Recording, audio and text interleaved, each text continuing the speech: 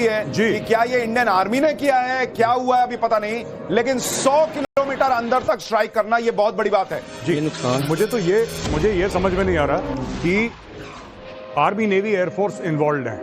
वहां पे आईएनएस विक्रांत भी था अरेबियन सी में। हाँ, कहीं विक्रांत ने तो खेल नहीं कर दिया। अब ये पता लगेगा 10 बजे अगर वो लोग बताते हैं तो। हाँ, लेकिन वहां पे एयरक्राफ्ट कैरियर है, वहां पे लाइन ऑफ कंट्रोल और इंटरनेशनल बॉर्डर पे आर्मी है, हवाई जहाज में कॉम्बैट एयर पेट्रोल चला रही है एयरफोर्स। हाँ, और ये कह रहे हैं कि तीनों ने मिलकर ये ऑपरेशन करा था। तो अब ये सोचने वाली बात है, 10 बजे की प्रेस कॉन्फ्रेंस हम तो पूरा डिटेल में विस्तार में कवर करेंगे कि उसमें क्या कहा गया। एंड दिस इज वेरी, देखिए इतना क्लोज कोऑर्डिनेशन 71 के बाद नहीं हुआ है। सही बात। इवन कारगिल की लड़ाई में नेवी एक रोल में थी, नेवी का बड़ा इंपॉर्टेंट रोल था जिसके बारे में बात नहीं करी जाती, लेकिन अटैकिंग रोल में नहीं थी।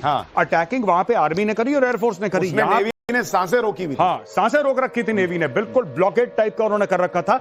अब जाके क्या हो रहा है सुशांत भाई, ये हमें पता लगेगा 10 बजे की प्रेस कॉन्फ्रेंस में। दोस्तों आप जरूर देखिएगा, मैं वहां पे पर्सनली हूंगा और मैं पूरी कोशिश करूंगा, सुशांत भाई हैं, दिनेश भाई, हम सब लोग बैठ के आपको समझाने की कोशिश करेंगे कि क्या है वहां पे प्रेस कॉन्फ्रेंस में, क्या डिकोड करेंगे। लेकिन ये बात जो है ना, विक्रांत था वहां पे, मैं यही सोच रहा था।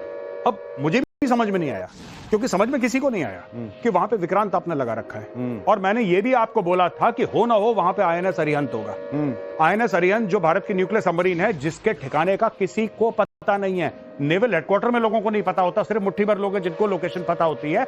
और मुझे ऐसा था कि इन्होंने मूव करा है। मैं चैटर सुन रहा था और मुझे ऐसा पता लगा कि न्यूक्लियर सबमरीन मूव करी है इन लोगों ने, पर इसका कोई कंफर्मेशन नहीं, एक अफवाह थी। It was simply a rumour, और र्यूमर 10 किस्म के होते हैं, इन्होंने जाके ठोक दिया। होना उसमें नेवी भी इन्वॉल्व हो। देखिए बहुत बड़ी बात हम आपको बता रहे हैं, एक तो पाकिस्तान में 100 किलोमीटर अंदर जाकर ठोकना, यह बहुत बड़ी बात है।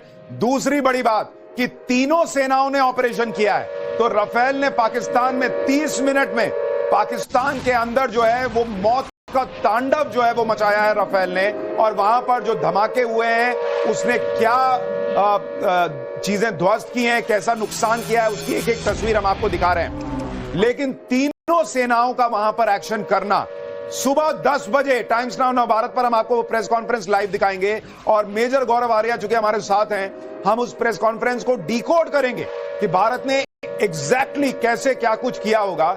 लेकिन तीनों सेनाओं का एक साथ अगर एक्शन हुआ है तो जो तस्वीरें आ रही हैं बॉस, ये मान के चलिए कि ये 10-20% है। अभी पाकिस्तान के अंदर कहां कहां आग लगी होगी आपको पता नहीं है। एक चीज मैं जो तब से आपसे कहना चाह रहा हूं कि ट्विटर पर, सोशल मीडिया पर इस वक्त पाकिस्तान चूंकि कुछ कर नहीं पाया है, तो वो झूठ के जरिए जो है वो नैरेटिव बनाने का प्रयास करेगा। आप ट्विटर पर जाएंगे, आपको पुरानी फर्जी वीडियोस हो सकता है मिले, कुछ ऐसे ट्वीट्स मिले कि हमने ये मार दिया, हमने ये ठोक दिया। आपको विश्वास नहीं करना है। आपको किसी भी अरे गहरे नत्थू कह रहे, एक तो ट्विटर में आजकल दिक्कत ही हो गई गौरव भाई, सबके पास ब्लू टिक है। आप ये समझ ही नहीं सकते कि भाई ये वाकई में ऑथेंटिक पर्सन है या नहीं है। आपको लगेगा कि अरे ब्लू टिक वाले ने लिखा है तो सही होगा। आपको ब्लू टिक में भी नहीं फंसना है, आपको किसी टिक में नहीं फंसना है। आप जो खबर देखिए या तो नव भारत पर देख लीजिए, हम आपको सारी चीजें वेरीफाई करके एक एक चीज बता रहे हैं। हमारे साथ अनुभवी मेजर गौरव आर्या हैं, वो एक एक चीज आपको वेरीफाई करके बता देंगे। और दूसरा, अगर भारत की सरकार की तरफ से, सेना की तरफ से आपको ऑथेंटिक रिपोर्ट मिल रही है तो उसको मानना है।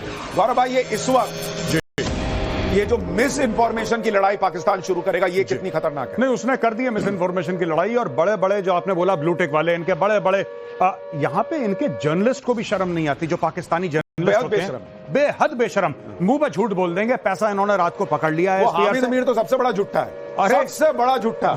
मतलब उसके बारे में आप अगर निकालने बैठिएगा, मुझे लगता है 10 ट्वीट करता होगा तो 9.5 हो सकता है गलत होती होगी, एक आधा कुछ जो लिखता होगा जय पाकिस्तान टाइप वो सही होता है। बट मैं आपको एक बात बता दूं, ये सारे के सारे, पहली बात इन्होंने बोला है कि भारत के ब्रिगेड हेडक्वार्टर को टारगेट करा है, ये बिल्कुल झूठी खबर है। दूसरी चीज, इन्होंने बोला है कि भारत के 4 प्लेन हमने गिरा दिए, रॉन्ग। ये सारी की सारी अगले 30 दिन तक, वैसे आपको कोई भी पाकिस्तानी, देखिए बहुत बड़ी ब्रेकिंग न्यूज, पाकिस्तान पर भारत ने 24 मिसाइलें दागी हैं बॉस, 24 मिसाइलें, और ये चारों तरफ तबाही मचाई गई होगी। आप ये मान के चलिए 24 मिसाइलें, ये बहुत बड़ी संख्या होती है गौरव भाई। 24 मिसाइलें दागने का मतलब दर्शकों के लिए बताइए आप। नहीं, देखिए ये एक एक मिसाइल प्रिसीजन स्ट्राइक वाली मिसाइल है, सबसे पहले समझ लीजिए। 24 मिसाइल मतलब 24 टारगेट। आप मिसाइल को छोड़ दीजिए, यानी कि 24 यानी आप ये कह रहे हैं ये जो तस्वीर स्क्रीन पर अभी चल रही है जी, ये जो तबाही है ये सिर्फ एक मिसाइल से हुई होगी जी। ओ भाई साहब, एक मिसाइल से ऐसी तबाही है जी। तो 24 जी। तो अभी मुझे ये नहीं पता, अभी राफेल की बात चल रही है। अगर इन्होंने सुखोई लॉन्च करा है, जो कि हमें बाद में पता लगेगा, अगर सुखोई लॉन्च करा है तो मानो न मानो इन्होंने ब्रह्मोस ठोका है। अरे बाप, क्योंकि सुखोई में इन्होंने ब्रह्मोस लगा दिया था, टेस्ट कर लिया था, 2-3 बार टेस्ट करा, सक्सेसफुल था। अगर इन्होंने ऐसी काम करा है, अगर इन्होंने सुखोई लॉन्च करा है तो इन्होंने ब्रह्मोस मारा होगा 100%। और ब्रह्मोस मारने का मतलब क्या है गौरव भाई? ब्रह्मोस मारने का मतलब है कि हाइपरसोनिक स्पीड से एक मिसाइल जाती है, पाकिस्तान इंटरसेप्ट नहीं कर सकता, पाकिस्तान को दिखेगी भी नहीं। आपको पता है भारत ने माफी मांगी थी कुछ समय पहले कि भाई साहब गलती से मिसाइल चल गई, वो यही चली है गलती। पाकिस्तान के एयर डिफेंसेस टेस्ट, वो मियां चन्नू में गिरी थी। 3 मिनट पाकिस्तानी एयर, देखिए लोग कहेंगे 3 मिनट क्या होता है भाई साहब, जब 5 गुना ध्वनि की स्पीड से कोई मिसाइल जा रही हो तो 3 मिनट में पाकिस्तान पार कर देती है। तो आप सोचिए, ये देखिए ना भाई गौरव भाई, ये आप ये घर है क्या है, मस्जिद है, मुझे नहीं पता क्या है, मस्जिद तो नहीं लग रही, लेकिन आप हालत देखिए इनकी। भाई जिसको आपने आज तक पढ़ा होगा कि चीथड़े उड़ गए, ये चीथड़े उड़ने, ये जो है वो धमाका हुआ और सब कुछ धज्जियां उड़ा दी। ये धज्जियां उड़ना किसको कहते हैं? अगर आपको अगर आए एग्जाम में अगली बार लिखने के लिए कि धज्जियां उड़ाने पर एक निबंध लिखो, तो भाई आप लिखना कि इंडियन भारतीय सेनाओं ने जो है वो पाकिस्तान की धज्जियां उड़ाई थी, 24 जो है वो मिसाइल जो है ठोककर। कैबिनेट से पहले सीसीएस की बैठक, सूत्रों के हवाले से बड़ी खबर आ रही है, ऑपरेशन सिंदूर पर कैबिनेट कमेटी ऑन सिक्योरिटी की बैठक होगी और ये बहुत इंपॉर्टेंट बैठक है कैबिनेट कमेटी ऑन सिक्योरिटी की। यानी इसका मतलब अब जो भारत की सबसे महत्वपूर्ण आप कहिए लोगों की जो टीम है सिक्योरिटी के लिहाज से, जिसमें देश के प्रधानमंत्री होते हैं, देश के रक्षा मंत्री होते हैं, देश के गृह मंत्री होते हैं, देश के विदेश मंत्री होते हैं और देश की वित्त मंत्री के अलावा एनएसए होते हैं, सिर्फ इतने ही लोग कैबिनेट कमेटी ऑन सिक्योरिटी में होते हैं। इस मीटिंग का 11 बजे होना, इसका सीधा सीधा मतलब है कि एक तो जानकारी दी जाएगी कैबिनेट कमेटी ऑन सिक्योरिटी को कि क्या हुआ है, उसके बाद जयशंकर बताएंगे कि दुनिया भर में जो है इस वक्त क्या रिएक्शन आ रहा है, भारत उसको कैसे हैंडल कर रहा है।